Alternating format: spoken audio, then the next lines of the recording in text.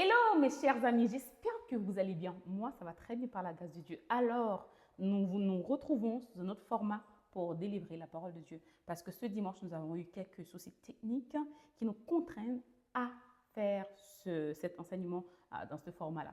Alors, nous allons accueillir le pasteur Mike Dumoulin, mon très cher époux. Bonsoir, pasteur Mike. Comment Bonsoir, tu vas? Pasteur Van, ça va et toi? Ça va, merci. Bonsoir à vous tous qui nous regardez. Alors, pasteur Mike, il y a que quelques dimanches de cela, nous avons vu sur comment protéger nos cœurs. Oui, Okay? effectivement. Et vous nous avez donné tu nous avais donné, pardon, 5 choses. Et dont l'un s'appelle l'offense. Alors, Oui. c'est ce que nous allons voir ce soir? Oui, effectivement, dans l'enseignement Accès interdit, on avait vu 5 choses qui pouvaient accéder à notre cœur. Et l'une des choses, c'était effectivement l'offense. D'accord. C'est ça. Ok, donc j'aimerais bien que ce soir, pour nos chers amis internautes, que vous nous donnez plus d'informations en tant que chrétiens. Parfois, nous vivons dans l'offense, nous ne savons pas, peut-être. Ouais, Ou peut-être. Nous faisons taire aussi notre conscience. Et dites-nous plus. Oui, alors, mon enseignement, en fait, se base d'abord dans Matthieu chapitre 11, le verset 1 à 6. Si vous connaissez ce passage, c'est le passage où Jean-Baptiste, dans la prison, il est un peu embêté. Donc, il envoie ses disciples dire à Jésus, est-ce que tu es le Christ? Ou bien on doit attendre un autre. Mais une chose assez intéressante, c'est que Jean-Baptiste, c'est lui qui avait envoyé Jésus pour être le Christ. Il a dit, voici l'agneau de Dieu. Et ensuite, il envoie ses disciples dire à Jésus, est-ce que tu es le Christ? Mais la réponse de Jésus était beaucoup plus intéressante.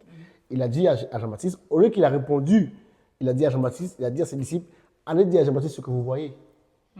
Et les boiteux marchent, les aveugles voient, et les lépreux sont guéris, l'évangile est prêché aux pauvres. Et à la fin de son discours, il ajoute à sa réponse, il dit à ses disciples, heureux sont ceux qui ne trouvent pas en moi une occasion de chute. Oh. Tu vois? Et c'est là que ça m'a fait titre, parce qu'il a dit, heureux ceux qui ne trouvent pas en moi une occasion de chute. Et ce mot occasion de chute, c'est offense. Oh. En fait, en vrai, Jean-Baptiste, il était offensé Ok. par ce qui s'est passé. Il était en prison et son cousin était en train de tout cartonner, tout ça.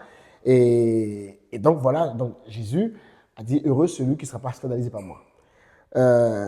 Il y a un autre verset encore qui est basé dans l'enseignement, c'est Matthieu 6, verset 9 à 15. Okay. C'est quand les disciples demandent à Jésus, enseigne-nous à prier, etc. Et Jésus leur apprend la fameuse prière de notre Père. Mais à la fin de la prière, il leur dit un truc qui me semble n'a rien à voir avec la prière, mais en fait, il dit un truc. Dans tout ce qu'il a dit, à la fin, il dit, si vous ne pardonnez pas aux hommes leurs offenses, votre Père céleste ne vous pardonnera pas. C'est ça. Et si vous pardonnez aux hommes, votre Père céleste vous pardonnera. Donc, en vrai, toute notre vie, nous sommes toujours exposés à l'offense. Toute la journée, en tant que couple, en tant que parent, en tant qu'ami, en tant que collègue du travail, en tant que pasteur, dès que nous avons affaire avec des gens, des êtres humains, nous allons être exposés à l'offense tout le temps. D'accord. Tu vois ce que je veux dire ou pas? Voilà. Ok. Donc, est-ce que tu peux nous définir l'offense? Ok. Ok. Je vais essayer de définir l'offense. J'ai trouvé une définition dans le dictionnaire qui paraît bien, mais qui ne me convenait pas. Parce que je vais vous dire ce que le dictionnaire dit. Le dictionnaire dit qu'en fait, l'offense, c'est une parole ou une action qui attaque l'intégrité d'une personne. Donc, par là, on voit que selon le dictionnaire, l'offense est unisens. Mais en vrai, l'offense n'est pas unisens. C'est ça. L'offense est à double sens. Tu peux offenser et tu peux être offensé. Tout à fait. Donc, pour moi, la définition du dictionnaire n'est pas complète. Alors, voici la définition biblique que je trouve qui est plus adaptée à l'offense. En fait, l'offense, c'est une réaction émotionnelle. C'est dans l'âme, l'offense. C'est une réaction émotionnelle qui découle de faits extérieurs à une personne. Une parole ou bien une action. Tu vois? Ou bien, ça peut être aussi une mauvaise interprétation d'une situation. Et qu'est-ce que ça fait? Ça produit un sentiment d'attaque et un sentiment d'attaque contre soi-même, pardon, de déception, de colère et de blessure. Wow. C'est ça l'offense. C'est une réaction émotionnelle. Donc, ce qui veut dire, Pasteur Mike, je peux être offensé à longueur de journée. Oui, en fait, il y aura toujours une occasion, toute la journée, pour être offensé. Parce qu'en fait, en vrai, c'est une réaction émotionnelle. Donc, du coup, on réagit à plein de choses. On réagit à plein de choses. C'est ça, en fait, l'offense, par définition. Mais après, bien sûr, il y a une réalité. Bien sûr. Alors, tu veux que je te dise c'est quoi la réalité? On t'écoute. Alors, en vrai, en réalité, d'après toi, je vais te poser une question. D'après toi, où est-ce qu'on sort le mot offense? C'est un mot grec, non? Oui, mais en fait, oui, ça vient d'où? Ça vient d'où? Est-ce que tu as une idée de comment on pourrait définir réellement l'offense? Non. Attends, regarde. Tu as vu juste, l'offense, ça vient de mot grec. Ce mot grec-là, c'est scandalizo. S-K-A-N-D-A-L-I-Z-O. Scandalizo. Et ce mot scandalizo, c'est un mot assez intéressant parce qu'en fait, ce mot scandalizo, c'est de là qu'on tire le mot scandaliser, le mot scandale. Mais en fait, ce mot scandalizo veut tout simplement dire piège. Ça veut dire appât. En fait, c'est comme un hameçon. En fait, c'est une forme d'occasion de chute. Donc, quand j'ai vu ce mot, je dis, ah, ok, d'accord.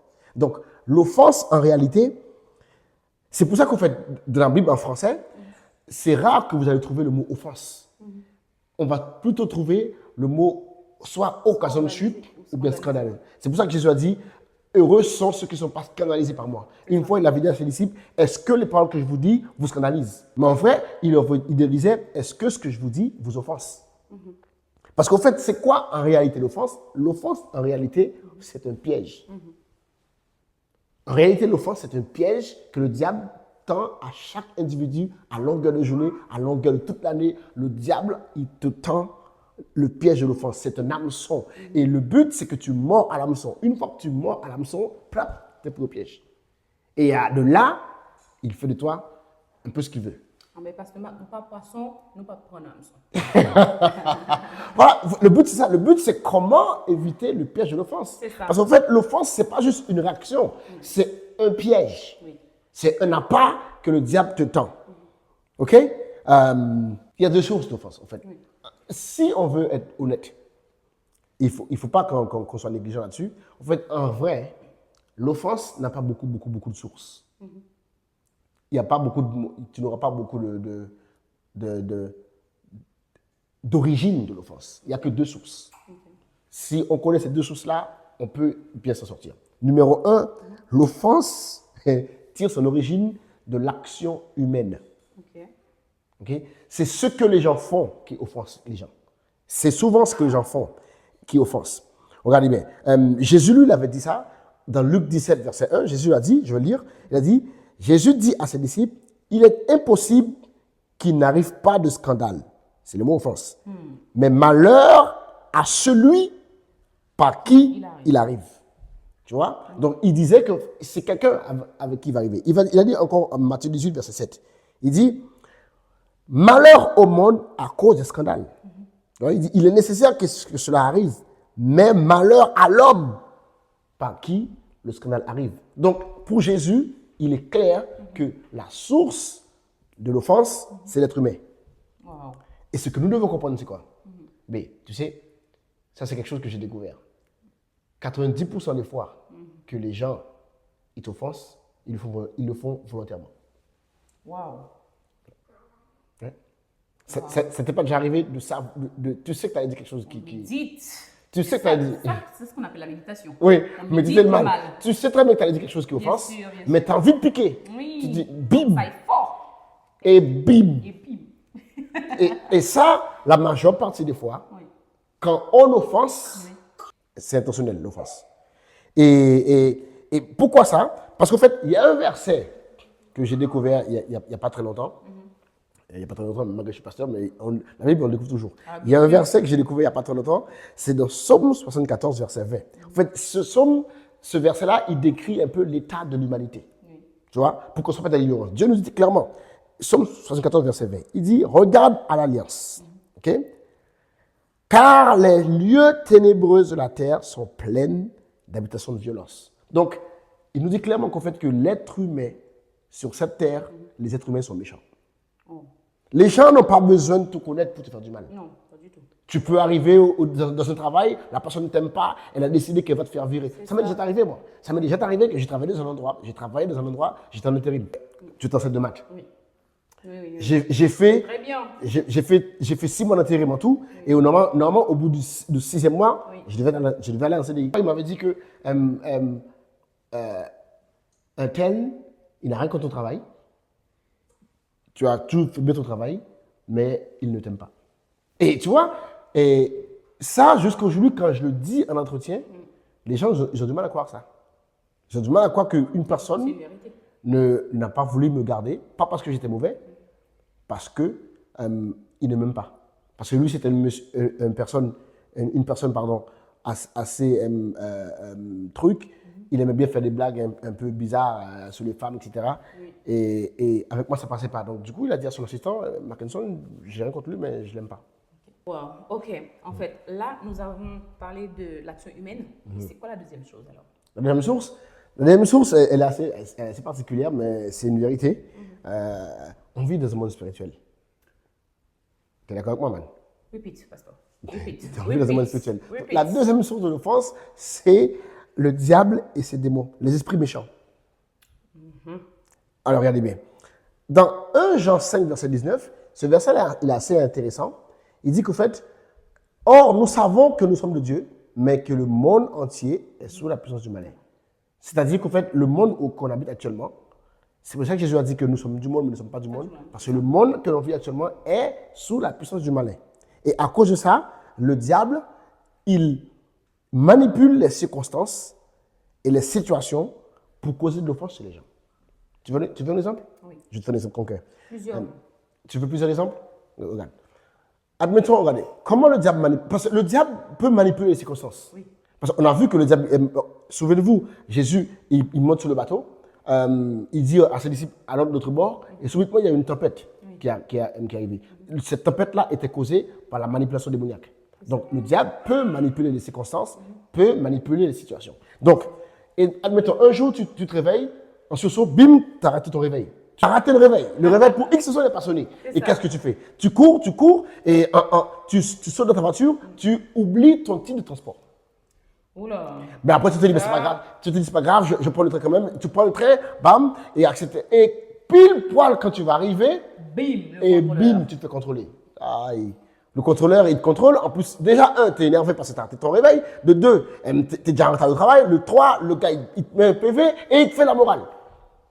Donc, ça fait déjà un peu pas mal de choses. Mais comme tu attends, tu dis rien quand même. Et tu attends. Et après, il prend tout son temps, bien évidemment. Et une fois qu'il a fini de te mettre le PV, tu dois courir prendre le bus. Bim, tu rates le bus. Oula. Donc, tu dois attendre 10 minutes. Oula. Tu dois attendre 10 minutes. Non seulement tu attends 10 minutes, après, tu vois le bus affiché. Le bus est en retard.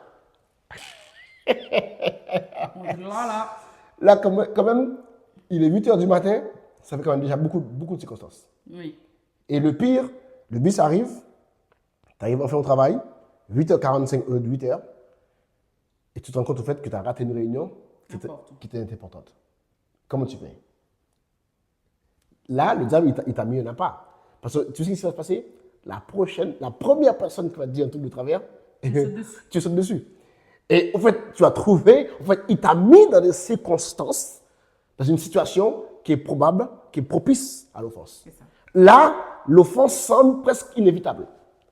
Si tu n'as pas le self-control très fort, le manager vient, il te fait une blague stupide qu'il fait tout le temps et c'est lui qui prend. Et ça, on le sait, Pasteur Mac. Et on sait qu'on est On sait qu'on n'a pas cédé. Mais souvent, on cède. Parce qu'en fait, la deuxième chose, c'est que le diable, il surfe sur nos frustrations pour nous offenser. Pour qu'on puisse évacuer. Voilà. On se laisse offenser pour voilà, évacuer. exactement. Et le diable, il se sert de nos frustrations pour semer l'offense dans nos vies. Comment, regarde notre exemple qui va être encore plus marrant. Toi et moi, on est mariés. OK? Admettons, Admettons, on se lève le matin et on s'embrouille. Vive discussion. Mais dans la discussion, tu avais raison. Ok. Tu avais raison, c'est moi qui ai fait le têtu, mais tu avais raison. Mais on s'est quand même discuté bien comme il faut. Ouais. Mais on va à l'église. Hein. Mais on a décidé, voilà, bon, on va à l'église, on va passer à autre chose. Mais toi, tu es déjà assez frustré parce que voilà, tu connais comment je suis têtu. Oui. Et donc, mais t'es déjà assez frustré. Tu arrives à l'église, un membre de laquelle te bouscule. Tu as envie de lui dire, mais Pasteur, on a un bouscule. Non, non, non, non, non. déjà, t'es déjà frustré. Oui. Le membre de l'accueil te bouscule. Ouais. Après, tu respires un bon coup. Bon, c'est pas grave, on est dans la maison de Dieu, etc. Mais on voit déjà très bien que l'accueil là, elle a dû prendre un truc déjà. Elle n'a pas eu la soufflante qu'il y a à avoir, mais bon, c'est pas grave. Pendant qu'elle te bouscule, ton sac qui tombe. Ton sac qui tombe, le temps que tu ramasses ton sac. J'enlève ton tout. Ouais, Les clés. tout. Oh Mais là vous là. savez, vous les femmes, non, il y a tout dedans. Donc, le temps que tu ramasses toutes tes affaires, quelqu'un a pris ta place. La place que tu avais réservée, quelqu'un a pris ta place. C'est pas un problème. Mais déjà, tu es déjà bien agacé parce qu'il faut que tu vas t'asseoir au fond parce qu'il n'y a plus de place. Oui. Donc, maintenant que tu es bien agacé, que tu es bien frustré, maintenant le pasteur monte sur l'estrade, il dit, femme, soumettez-vous à vos maris. Oh, Pasteur Marc, non, Pasteur Marc. Et On là, va trop loin. qu'est-ce qui se passe? Le diable, il prend avantage de ta frustration C'est ça. pour faire que tu sois offensé contre le pasteur. Exactement. Le pasteur n'a rien à voir dans l'histoire. Et par la suite, être dans la désobéissance. Voilà. Wow. Le pasteur n'a rien à voir dans l'histoire. Au fait, ce qu'il a dit, c'est la vérité. Wow. Mais c'est juste qu'au fait, là, ce que tu as entendu, c'est ça. autre chose. Parce que le cœur est déjà miné. Voilà. Waouh, waouh, waouh. Ton cœur est déjà miné. Et du coup, la frustration en question fait que l'offense a trouvé une place. Un joli coussin C'est ça. qui s'appelle la frustration. C'est ça. Et si on ne fait pas attention à cela, Oui, oui, oui, oui. le diable va toujours nous avoir là-dedans. Waouh. Maintenant, il faut comprendre le truc, c'est que l'offense a une dynamique. Oui. Est-ce que tu veux qu'on en parle? Parlons-en. Ok. L'offense a une dynamique. En fait, en vrai, l'offense, il y a trois facteurs chez l'offense. Mais il faut savoir qu'en fait, la cible de l'offense, ce sont nos relations. Ok. L'offense a pour cible de détruire les relations. Parle, Seigneur, ton serviteur écoute. Tu vois ce que je veux dire ou pas? Et si vous voulez, soyez très attentifs à cela, ce que je vais dire là. L'offense a pour cible 4 relations. Ces 4 principales relations, c'est la cible de l'offense. Numéro 1, c'est votre relation avec Dieu. Le diable va essayer de faire que tu sois offensé contre Dieu. Il va essayer de miner ta relation avec Dieu par de l'offense. Numéro 2, ta relation avec tes proches. Oui. Ta famille, tes enfants, tes parents, tes amis proches. Il va essayer de faire en sorte que tu sois offensé contre ces gens-là. Numéro 3, et pas des moindres, notre relation avec notre homme de Dieu ou notre femme de Dieu. Ton pasteur, ta pastoresse. Et c'est les gens qui te nourrissent spirituellement, mais il va essayer de laisser que ton cœur soit miné par l'offense contre cette personne. Wow. Parce que quand tu es offensé contre l'homme de Dieu, tu ne reçois pas son enseignement. Et la grâce qu'il porte sur ta vie ne coule pas sur toi. Quand tu es offensé contre tes proches, mais tu es isolé. Quand tu es offensé contre Dieu, ben, tu es coupé de la source. C'est ça, tu ne pries plus, tu n'as plus de goût à l'église. Non. Ouais. Et numéro 4, c'est contre les autorités. Ton manager, les gens qui peuvent te bénir. Yeah. Ton manager, la police, voilà, toutes les personnes qui peuvent te bénir, qui peuvent t'ouvrir les portes. C'est ça. Le diable va essayer de semer l'offense. Wow. Parce que le but, c'est que tu sois privé de bénédiction. C'est ça. C'est le tour des portes. Donc voilà, ces 4 relations-là, il faut veiller.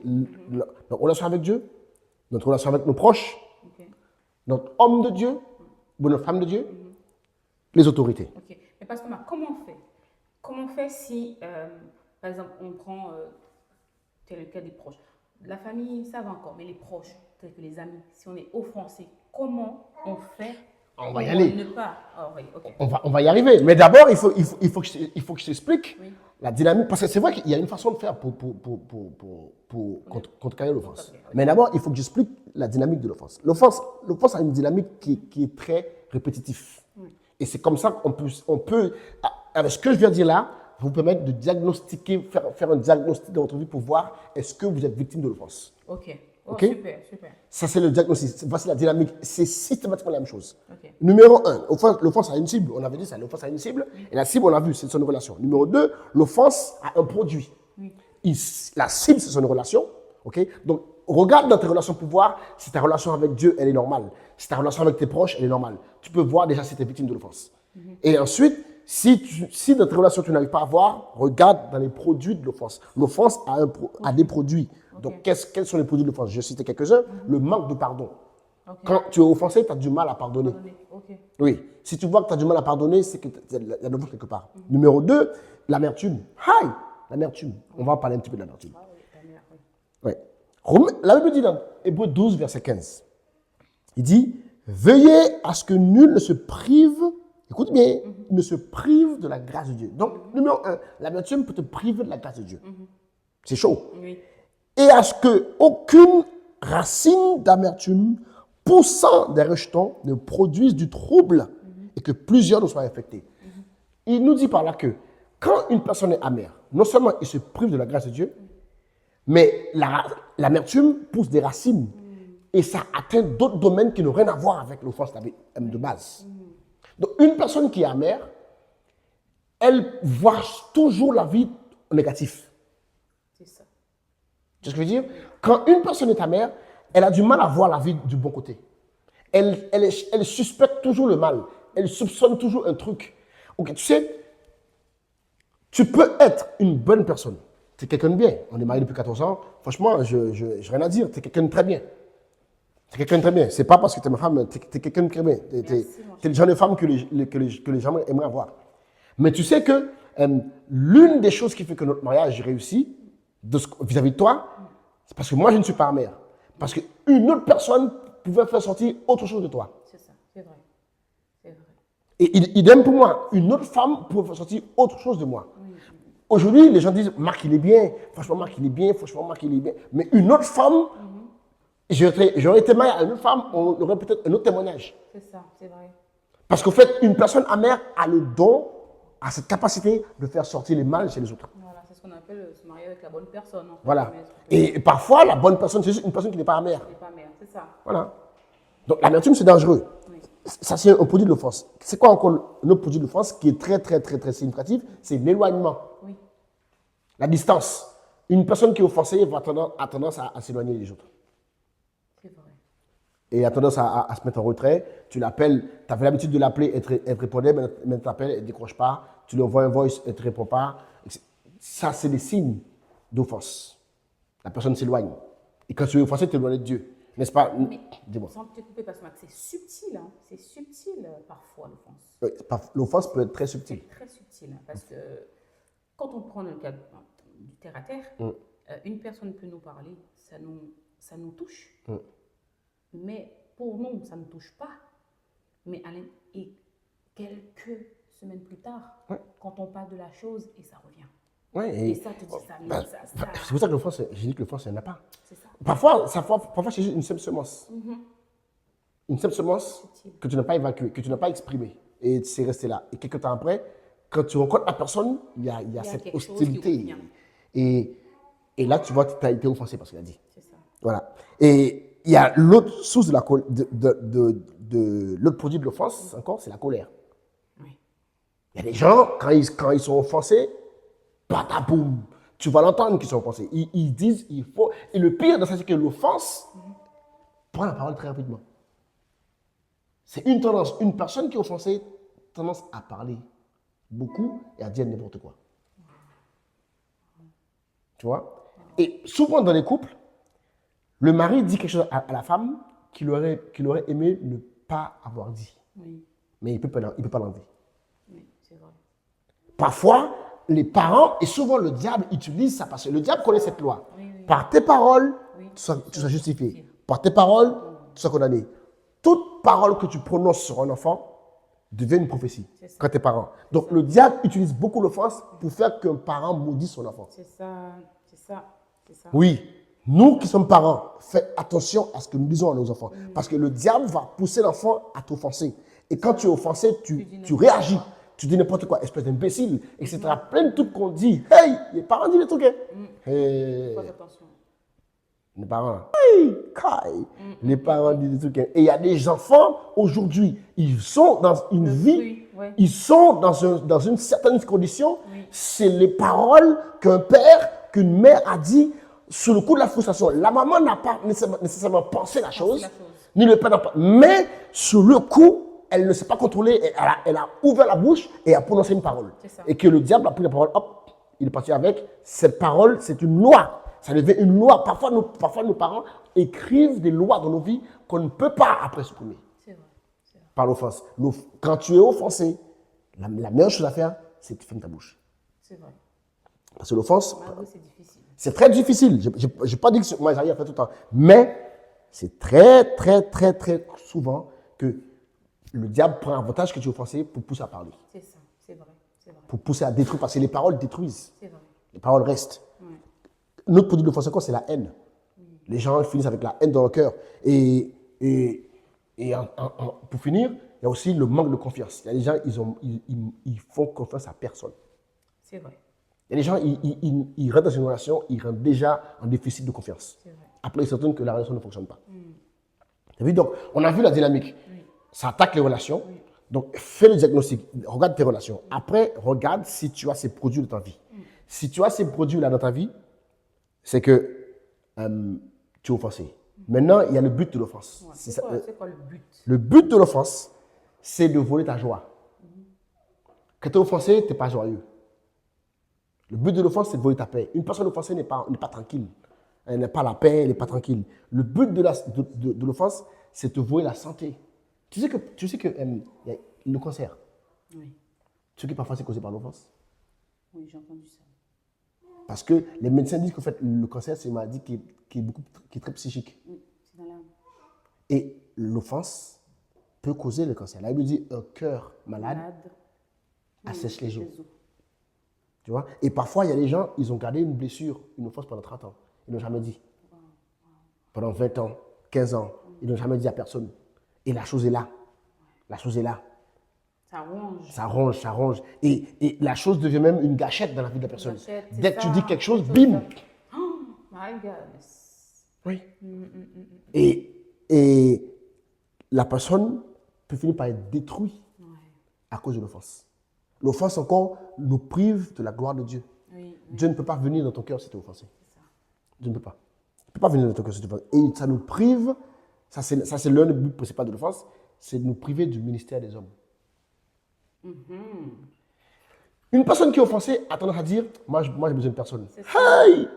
Piège. Fais attention. Piège. Piège. J'ai besoin de personne. Et souvent, dans la communauté haïtienne, on nous a, parce que nos parents ont souvent été offensés par les gens, ils nous ont éduqués à tout faire pour ne pas avoir l'aide des gens. C'est ça. Donc, l'haïtien lambda, le jeune haïtien lambda, il vit en refusant l'aide. C'est vrai. C'est vrai. C'est vrai. Et c'est une prédisposition qu'on nous a mis qui est dangereuse. Parce qu'en fait, nos parents qui ont été offensés par des gens nous ont donné cette tendance à refuser l'aide. Ouais, si tu peux aider, ils vont te reprocher. C'est parce qu'ils ont eu une mauvaise personne dans leur vie. Si tu refuses d'aider, on va te reprocher. Donc, moi, j'ai fait tout seul, comme ça, on ne me reproche pas. Rien. Hey! C'est ça. Waouh. Et pourtant, la Bible dit que Dieu a donné la terre aux fils de l'homme. Écoutez-moi bien, vous qui nous regardez. Si vous voulez réussir dans la vie et que vous ne voulez pas de l'aide des hommes, vous n'allez jamais réussir. C'est ça. Toute l'aide que vous aurez besoin pour faire quelque chose viendra d'un homme ou d'une femme. Dieu bénit les gens en envoyant des gens dans leur vie. Ok, Pasteur Mike. Oui.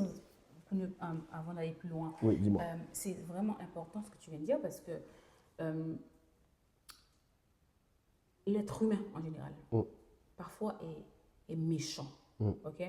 Et on peut être offensé par certaines personnes. Mais comment faire si à chaque fois tu es offensé, à chaque fois tu es offensé, à chaque fois tu pardonnes, tu es offensé, tu fais quoi? Regarde, il faut qu'on admette une chose, man. L'offense, c'est un choix. C'est vrai ou pas? Vrai. L'offense, c'est un choix. C'est un choix. En vrai, on choisit d'être offensé. L'offense est tellement subtile, ça paraît comme si c'était inévitable, comme si on ne pouvait pas faire autrement. Mais en vrai, l'offense est évitable. On entend toujours la petite voix. Oui, tu peux savoir quand le seuil est atteint et que là, tu dois faire demi-tour. Mais tu continues quand même à ruminer. Oui. Tu sais très bien quand la chose, tu rumines, tu sais très bien que le feuille là, il a atteint. Là, tu dois faire demi-tour et décider de laisser tomber. Non, toi, tu continues quand même. Parce que là, tu as choisi l'offense. Tu as choisi l'offense. Mais regarde bien. Tu m'as posé une question qui est très importante. Je vais le garder parce qu'en fait, il y a un point que je dois d'abord noter. Ok. En fait, il y a des choses qu'on doit savoir au sujet de Dieu si on ne peut pas être tout le temps offensé avec Dieu. Il y a des choses qu'on doit savoir au sujet des êtres humains si on ne peut pas être offensé par les êtres humains tout le temps. Je vais commencer par les êtres humains. Regardez bien. Ça, ces choses-là, il y a 3 choses qu'on doit savoir au sujet des êtres humains si on ne peut pas être offensé. Tu veux savoir c'est quoi? Oui. Je vais te dire c'est quoi. C'est très très important ce que je veux dire là parce que moi, ça m'a aidé. Ok. Regardez bien. L'être humain est égoïste par défaut. Si on néglige ce facteur, les gens vont toujours t'offenser. Les êtres humains sont égoïstes par défaut. Par défaut. Ça veut dire quoi égoïste? C'est pas mauvais dans le terme. Ça veut dire l'être humain a tendance à penser à lui d'abord. D'abord. Toute personne, naturellement, pense à soi d'abord. Si tu as des gens qui pensent à toi tout le temps, chasse que Dieu t'a fait faveur. C'est la faveur de Dieu qui est sur toi qui fait que les gens pensent à toi. Mais en réalité, et tu dois prendre ça comme quelque chose de très cher. Et pas prendre les gens pour l'argent comptant. Souvent, nous, on prend les gens pour l'argent comptant. On prend l'intérêt des gens pour nous comme si c'était, on est non, non, non, non, non, non, non. C'est la faveur de ta vie et tu dois honorer ça. Le fait qu'une personne passe ton intérêt parfois avant la sienne, c'est contre nature. Donc, tu dois regarder ça comme quelque chose de grand. Mais l'être humain a cette tendance à être égoïste. Même moi, je pense à mes enfants d'abord, je pense à ma femme d'abord, je pense... non, si j'ai le choix entre mon église et ton église, c'est mon église d'abord. Si j'ai le choix entre mon enfant et ton enfant, c'est mon enfant d'abord. Oui, c'est pas... Et ça, c'est pas quelque chose, ça, c'est quelque chose de naturel. Mais pour d'autres personnes, c'est excessif. Oui, excessif, oui. Oui. Quand tu es immature, tu es égoïste excessivement. Mais, naturellement, l'être humain a des tendances égoïstes. Si tu ne le sais pas, tu vas être offensé. C'est ça. Numéro 2, l'être humain a tendance à décevoir. La déception fait partie du monde de l'être humain. Dieu le sait, Dieu a mis ça dans ses registres. L'être humain déçoit. Il le sait. Voilà pourquoi il dit, quand tu pêches, Dieu a dit, dans la Bible c'est écrit, si tu pêches, voilà, dans la Bible c'est que dans Deutéronome, il lui a donné une liste de bénédictions, mais il a donné aussi une liste de malédictions. Parce qu'il sait que vous avez cette tendance à aussi à faire n'importe quoi. Donc quand tu fais, il y a ça aussi. Dieu sait, mais nous on ne sait pas. Dieu sait très bien que l'être humain a tendance à décevoir. Regarde, soyons honnêtes. Ok? On est mariés depuis 14 ans. Oui. Est-ce que je n'étais pas déçu? Oh, que si. Combien de fois? Oh là, nombre incalculable. Et toi, tu penses que tu ne m'as pas déçu? Bien sûr. Non, on va dire la vérité devant la caméra. Non, non, on est tous sujets à déception parce qu'en fait, nous sommes des êtres imparfaits. On va décevoir les gens. Et si dans tes relations, tu as tendance à chercher les gens qui ne te déçoivent pas, ben reste dans une grotte. Ça n'existe pas. C'est ça. Ça n'existe pas. Même la personne que tu aimes le plus va te décevoir tout le temps. Et numéro 3, ça c'est quelque chose qu'on doit comprendre aussi. L'être humain est inconstant. Oui. Ça change tout le temps, l'être humain. Les êtres humains changent tout le temps. Ah, ils sont changeants. Non, ma mère me dit, ah, cette personne, elle est à saison. C'est une hygiène de saison. Mais en vrai, tous les êtres humains sont une hygiène de saison. Il y en a plus que d'autres, il y en a qui sont lunatiques. Lunatique, oui. Quand c'est poussé, c'est lunatique. Mais, naturellement, l'être humain est changeant. Et regarde, tu sais quand Dexter te dit, maman, tu es belle. Je sais. Qu'est-ce que je te dis souvent? Je sais. Qu'est-ce que je te dis souvent? Je sais. Je te dis, attends qu'il ait 15, 16, 17 ans, tu vas voir. Quand il aura 17, 18 ans, il va avoir une autre belle, il va avoir une autre beauté En tout chez cas. quelqu'un d'autre. Mais ça ne va pas être toi. C'est sûr. Ça va Je pas ne être pas mon toi. cœur pour ne pas être offensé. Donc, prépare ton cœur quand finalement, il ne va plus te dire, maman, t'es belle. Tu vas voir qu'il va. Non, il va dire, non, il y a une différence. Pourquoi? Parce qu'il a changé. Il a changé. Seigneur. Oui. Il a changé, c'est vrai. Il a changé. Et il faut qu'on arrive à comprendre ça. Avec l'être humain, si on ne peut pas être offensé. Maintenant, on va revenir avec Dieu. Parce que c'est très important ça. Parce que le diable va souvent essayer de nous faire qu'on soit offensé contre Dieu. Pour ne pas être offensé avec Dieu, il y a des choses à savoir. Numéro 1, il faut qu'on sache que Dieu est souverain et omniscient. Ah oui. Okay? C'est-à-dire qu'en fait, Dieu fait ce qu'il veut, quand il veut, où il veut, comme il veut. Amen. Et si on n'a pas coché ce facteur dans la relation avec Dieu, on va être offensé. Parce qu'on a tendance à lui demander des comptes. Regardez, mais Dieu avait dit à Nebuchadnezzar. Ce passage est très intéressant. On va lire ça. Daniel chapitre 4, verset 24 à 25. Alors, Nebuchadnezzar, il fait un rêve. Il entend une voix qui dit ça. Il dit, Daniel lui donne l'explication. Daniel lui dit, ô roi, voici le décret du Très-Haut qui s'accomplira sur mon Seigneur le roi. On te chassera du milieu des hommes. Tu auras ta demeure avec des bêtes des champs, et l'on te donnera comme au bœuf de l'herbe à manger. Tu seras trempé de la rosée du ciel, 7 ans passeront sur toi. Regardez bien, regarde ce qu'il a dit. Jusqu'à ce que tu saches que le Très-Haut domine dans le règne des hommes. Et Nebuchadnezzar, plus tard, dans le même chapitre, toujours le verset 34-35, il dit, après les temps marqués, moi, Nebuchadnezzar, je levais les yeux vers le ciel, et la raison me revint. Je bénis le Très-Haut, je louais et je glorifiais celui qui vit éternellement. Celui dont la domination est une domination éternelle et dont le règne subsiste de génération en génération. Tous les habitants de la terre sont à ses yeux du néant. Il agit comme il lui plaît, avec les armées des cieux, avec tous les habitants de la terre. Et personne ne résiste à sa main. Personne ne lui dit qu'est-ce que tu fais.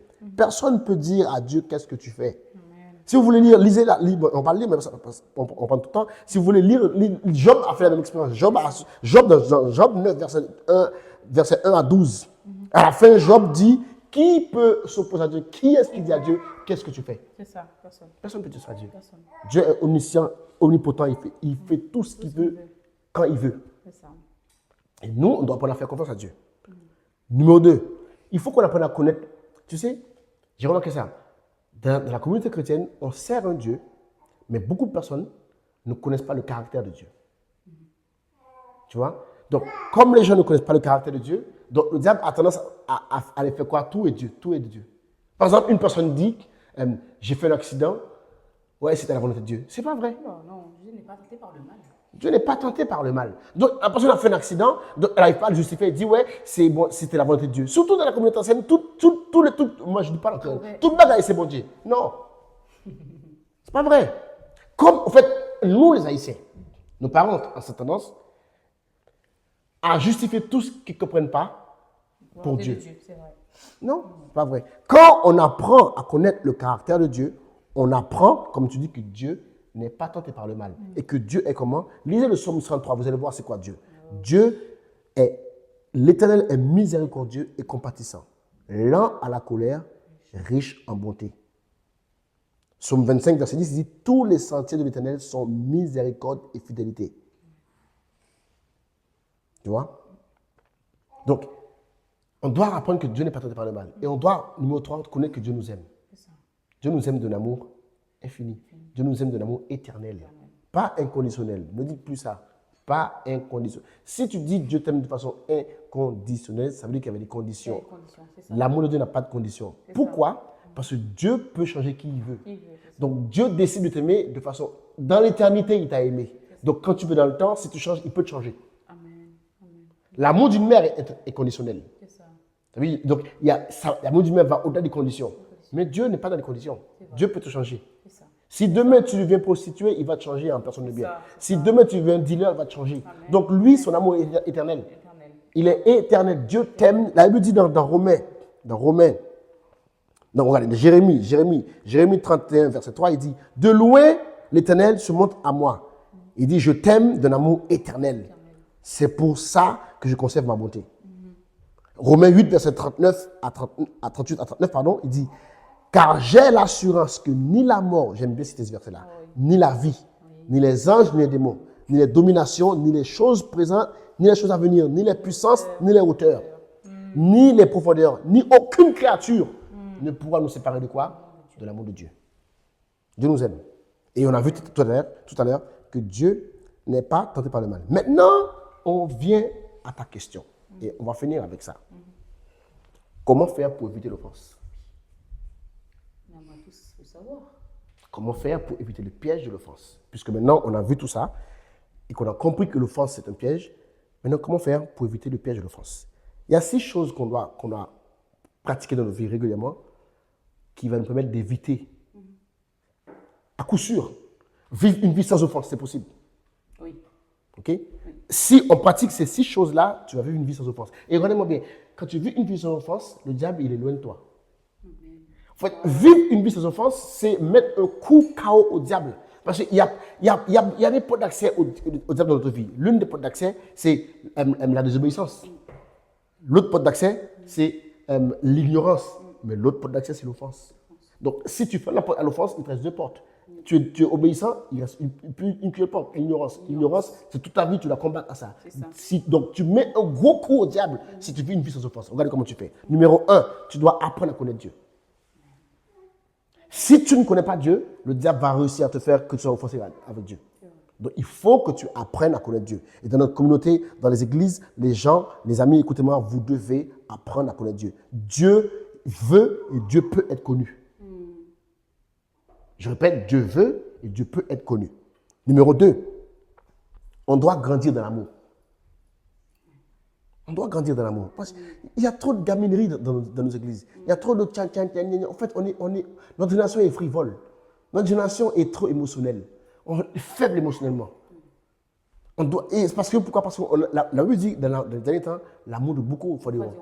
Cette génération qui est très frêle, qui est très fragile émotionnellement, c'est parce que cette génération n'a pas beaucoup d'amour dans leur cœur. Ils sont attachés à tout, sauf ils n'ont aucun pouvoir d'attachement. Parce qu'ils n'aiment pas. Regardez bien. Dans 1 Thessaloniciens, chapitre 4, verset 9 à 10, Paul disait, « Pour ce qui est de l'amour fraternel, vous n'avez pas besoin qu'on vous en écrive. Car vous avez appris de vous-même, appris de Dieu, à vous aimer les uns les autres. Et c'est ce que vous faites envers les frères, tous les Macédoniens. » Mais il dit, « Je vous exhorte donc, frères, à abonder toujours dans cet amour. » Oui, il faut abonder dans l'amour, toujours abonder dans l'amour. La Bible dit que l'amour ne change jamais. L'amour excuse tout. L'amour pardonne tout. Donc, l'amour, Dieu est amour. Donc, si tu veux vivre une vie sans offense, vis une vie dans l'amour. Demande à Dieu qu'il répande ton amour dans son cœur. Dans ton cœur, pardon. Numéro 3, il faut qu'on apprenne à développer notre discernement. Tu sais pourquoi je dis ça, chérie? Parce que parfois, je te fais un truc et tu as tendance à parler à Mac. Parfois, c'est le diable qui est derrière. C'est ça. C'est vrai. C'est vrai. Je viens te faire un truc et c'est pour t'énerver. Mais en fait, je suis animé par le diable. Parfois, le diable rentre dans le cœur des gens C'est ça, c'est vrai. pour l'agiter et faire détruire les relations. Et nous devons apprendre à avoir du discernement pour savoir, ça, c'est pas mon mari, ça, c'est le diable. Ton mari n'est jamais ton ennemi.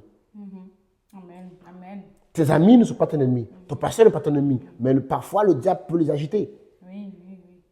À faire que, et toi, si tu n'as pas de discernement pour savoir, regarde, Pierre a dit à Jésus, non, Jésus, tu vas pas aller mourir quand même. Jésus lui a dit, arrête-moi, Satan. Il a reconnu, il a reconnu que là, c'était pas Pierre qui lui parlait, c'était le diable. Pourtant, c'était le même Pierre qui a dit, tu es le Christ. Oui. Donc, il faut qu'on apprenne à discerner, développer le discernement, si on ne veut pas tomber dans le piège de l'offense. Numéro 4, il faut adopter un style de vie de pardon. J'ai bien dit un style de vie. C'est-à-dire, pardonner aujourd'hui, repardonner demain. Pardonner aujourd'hui, repardonner encore demain. En fait, avoir le pardon comme si c'est de la monnaie de notre poche. Je te pardonne. Tu sais pourquoi je te dis ça? Parce que Dieu l'a dit, si tu ne pardonnes pas, il ne te pardonne pas. C'est ça. Donc, quand tu ne pardonnes pas, tu as un déficit avec Dieu. C'est ça. C'est comme un enfant, tu donnes un truc, après tu dis vraiment, il te dit non. C'est comme ça qu'on fait à Dieu. Dieu te donne un truc, mais ok, dis-moi, combien de fois Dieu t'a pardonné? Oula! Est-ce qu'on peut répondre à cette question? On ne peut pas répondre à cette question. Même moi, mais tu regarde, chérie, tu sais comment on est nous? On dit dans notre cœur, celle-là, jamais je vais pardonner. Jamais je vais pardonner, c'est fini. Elle là, on a bloqué son numéro partout. Bloc partout. Et après, on va voir Dieu, on dit Seigneur, pardonne-moi. Hey! Dieu même il croise les bras, il dit mais la petite là, elle est marrante. Hein? Dieu croise. Seigneur, Parfois, quand Dieu nous Dieu regarde, Père. parfois, quand Dieu regarde l'être humain, Dieu dit non, l'espèce que j'ai créée là, ils sont tellement devenus bizarres. Ah!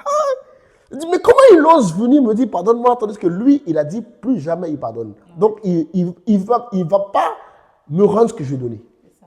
Mais on peut pardonner, mais on laisse le blocage. Oui, donc, en fait, on va arriver à ça. On va délivrer certains. On va arriver à ça. On va arriver. On va Je arriver. sais, vous avez. Mais il y a le mais, il y a le mais là, il y a le mais. Ma femme avait le mais là. Il y a le mais, je sais, il y a le mais. Il y a le mais. Il y a le mais. Mais il faut, Allons. développer un style de vie de pardon. C'est ça. Et numéro 4, ça là, c'est quelque chose que j'ai découvert qui est très puissant. Il faut qu'on augmente notre niveau de tolérance. Waouh, amen. Oui. Parfois, pardonner ne suffit pas. Avec certaines personnes, pardonner ne sert à rien. Oui. Enfin, moi, je comprends ce que tu veux dire.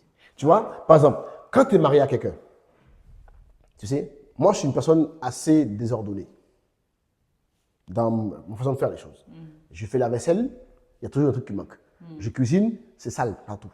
Ça va, je t'améliore. Je me suis amélioré. Oui, mais en quand vrai, même. tu dois tout. Mais au bout de 15 ans, tu Oui. dois toujours me passer après pour certaines choses. Oui, bon, c'est normal. Quand je te dis excuse-moi, pardon, c'est pas vrai. C'est pas vrai. Ça ne va pas changer. Ça n'a pas changé, c'est vrai. Il y a des choses qui ne changent pas. Non, ça ne va pas changer. Il y a des défauts, ces êtres humains ne vont pas changer. Il dit excuse-moi parce qu'il est sincère. Parce qu'il a l'intention de changer. Mais en vrai, il n'a pas en lui la capacité de le faire. Donc qu'est-ce que tu fais, toi? Si tu veux garder cette relation, là, tu développes autre chose. Ça s'appelle la tolérance. La tolérance, je tolère. C'est vrai.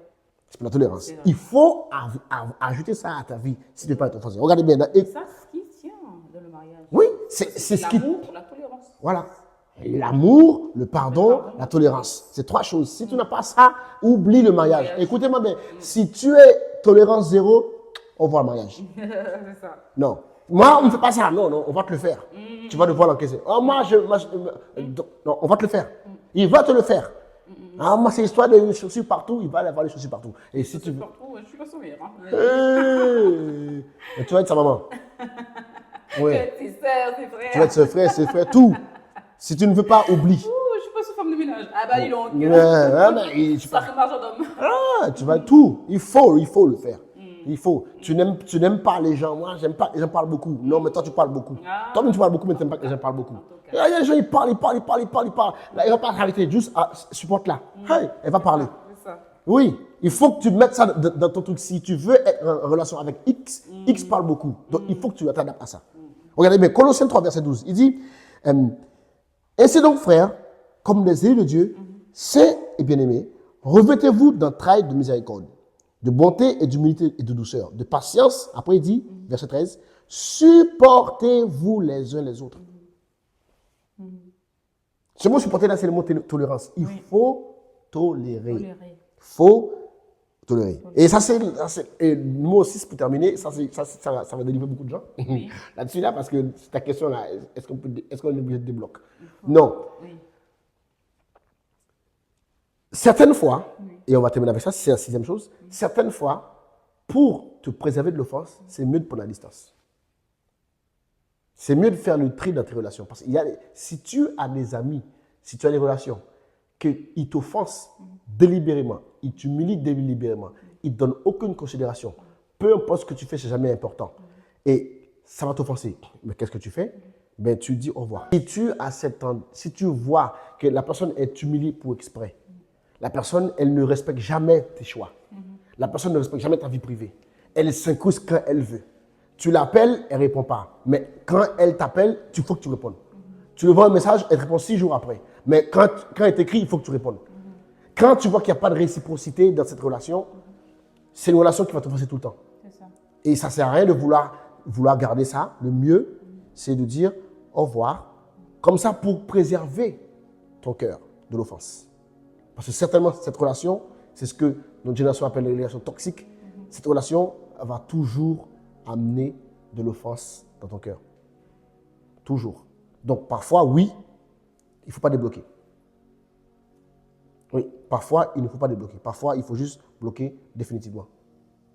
Parfois, vous savez, la meilleure façon de traiter avec une personne, c'est d'être loin d'elle. Oui. La meilleure façon d'être en paix avec quelqu'un, parfois, c'est de juste être loin. Préserver ça. Voilà, tu ne peux pas. Dès qu'elle est dans ton entourage, il y aura des embrouilles. Donc, la meilleure façon de faire, il y aura des incompréhensions. La meilleure façon de faire, c'est être loin. Et ce n'est pas parce que tu la détestes, c'est parce que tu veux, tu as un cœur à garder. Tu as un avenir à bâtir, tu as un cœur à préserver. Donc, si tu dois choisir entre toi et elle, choisis-toi. Oui. Waouh. Pas étonnant qu'on a eu des soucis techniques dimanche. Pas étonnant. Ouais. Mais c'est Pas ça. étonnant. Pasteur Mac, je t'invite vraiment à. Ce message, il est très important pour nous, très important, parce que des fois, comme on a dit tout à l'heure, c'est subtil l'offense. Et j'aimerais que tu pries pour nos amis internautes qui nous écoutent et qui peut-être ont un problème pour pardonner et qui ont été offensés. Ça fait des années, mais qui n'arrivent pas à pardonner, qui n'arrivent pas à passer à autre chose, et que ces personnes, comme tu dis, a toujours la part dans son âme, et que cette personne, à chaque fois, elle arrive, peut-être parmi certaines personnes, ça se déclenche, et que cette personne est toujours sur l'autodéfensive, et que cette personne a quelque chose à l'intérieur qui fait que ça ne passe jamais. Et qui n'arrive pas à se rapprocher de Dieu. Peu importe ce que cette personne peut faire, elle n'arrive pas à se rapprocher de Dieu. Et j'aimerais bien que... Ce que tu dis, c'est très profond parce qu'en fait, l'un des plus grosses tactiques de l'offense, c'est qu'en fait, il met une gâchette chez toi. C'est ça. Et tu peux paraître bien, mais dès que dans la relation, les gens arrivent à taper la gâchette, c'est comme une bombe à retardement. C'est ça. Et patatras. Donc oui, on va prier. Alors je t'invite à fermer les yeux. Si tu regardes cette vidéo et que tu sens dans ton cœur, et c'est ton cas, de ton cœur, tu as été offensé. Je n'ai pas dit que tu n'avais pas raison. Ce n'est pas là la question. Je n'ai pas dit que tu n'avais pas raison. Je n'ai pas dit qu'on ne t'a pas fait du mal. Si on t'a fait du mal, on compatit avec toi. Si on vous a blessé, on compatit avec vous. Mais nous sommes là pour vous dire, il y a une autre voie. Nous sommes là pour vous dire qu'il y a une voie plus excellente. Nous sommes là pour vous dire que c'est possible de renaître de tes cendres. Amen. Tu n'es pas obligé de vivre une vie confuse. Tu n'es pas obligé de vivre une vie relationnelle bancale. Tu n'es pas obligé d'être toujours sur la défensive. Tu n'es pas obligé d'être rongé par la haine. Pendant que je parle, il y a quelqu'un qui regarde cette vidéo, ton cœur est rempli d'amertume. Ton cœur est amer. Tu as toutes les raisons d'être amer. Tu n'avais pas tort dans l'histoire. Mais c'est toi finalement qui paraît pour celui qui a tort. Mais ce soir, ce matin, le Saint-Esprit va te toucher. Si tu veux juste ouvrir ton cœur et dire, Seigneur, je décide de laisser aller. Je renonce à l'offense. L'offense, c'est un choix. Je renonce à l'offense. Je libère mon cœur de toute amertume. Je veux vivre réellement. Je veux vivre réellement. C'est possible de vivre une vie libre de toute offense. Et ce soir, ce matin, je t'invite à faire cette prière avec moi. Fais cette prière avec moi. Dites avec moi, Seigneur Dieu, je te remercie pour la parole que tu m'as envoyée. Maintenant même, je prends la décision de me libérer de toute action qui m'a offensé. Je déclare que mon cœur est libre de toute offense. Je ne veux pas garder quiconque dans mon cœur. Je décide de libérer les pardons. Maintenant que tu me regardes, ferme tes mains, ok? Ferme tes mains. Et ensuite, je continue jusqu'à 3. Et au bout de 3, ouvre tes mains. Ok? Ferme tes mains. Quand tu fermes tes mains, c'est tout ce que tu gardes dedans. Toute l'amertume. toute la rage, toute la colère, tout ce que tu as envie de dire que tu ne peux pas dire. Toutes les personnes que tu voudrais te venger. Ne te venge pas, ne te venge pas. Dieu a dit, à moi la vengeance. Ne écoute pas la voix du diable. 1, 2, 3, ouvre tes mains. Libère l'enfant, libère, libère. Parce que le plus grand don du pardon, c'est toi-même. Tu fais un cadeau à toi-même quand tu libères. Décide de faire ce choix-là. Décide de ne pas aller plus loin, de ne pas franchir l'étape prochainement, l'étape supérieure qui est la vengeance, l'étape supérieure qui est la haine, l'étape supérieure qui est la méditation du mal, concevoir le mal. Non, tu es meilleur que ça, tu vaux plus que ça, tu n'es pas aussi bas, tu n'es pas aussi bas, non, lève-toi, lève-toi, lève ta tête, lève ta tête. Et dans le nom de Jésus-Christ, Père, je prie pour toutes ces personnes. Je prie, Père, que tu ailles guérir les cœurs. Restaure les relations détruites. Efface les maux que toi seul peux effacer. Saint-Esprit, je t'envoie dans cette famille. Restaure cette relation entre le mari et sa femme. Restaure cette relation entre la mère et sa fille. Toi qui m'écoutes actuellement, appelle ta maman. Appelle ton papa. Dis, chérie, je te demande pardon. Fais-le. Saint-Esprit, je te remercie. Parce que toi seul peux nous consoler. Toi seul peux nous guérir. Et je sais que tu es capable de le faire. Au nom de Jésus, je te prie. Au nom de Jésus. Amen. Amen. Amen. Tu peux le faire. Tu peux être libre. C'est un choix. N'oublie pas, l'offense, c'est un choix. Ce soir, ce matin, décide de choisir le pardon. Amen. Que Dieu te bénisse. Amen. Merci, Pasteur Mike. Merci, Yvonne. Merci. Merci, Pasteur. Amen. Alors, vous qui nous avez regardés jusqu'à présent, nous vous remercions. Et nous espérons certainement que ce message vous a plu et que le Seigneur fasse le travail dans vos cœurs. Et vous qui n'avez pas d'église locale, nous vous invitons à nous rejoindre. Notre adresse sera dans la bio. Donc, vous pouvez nous contacter aussi via nos réseaux sociaux. Et peut-être à bientôt. Que le Seigneur vous bénisse.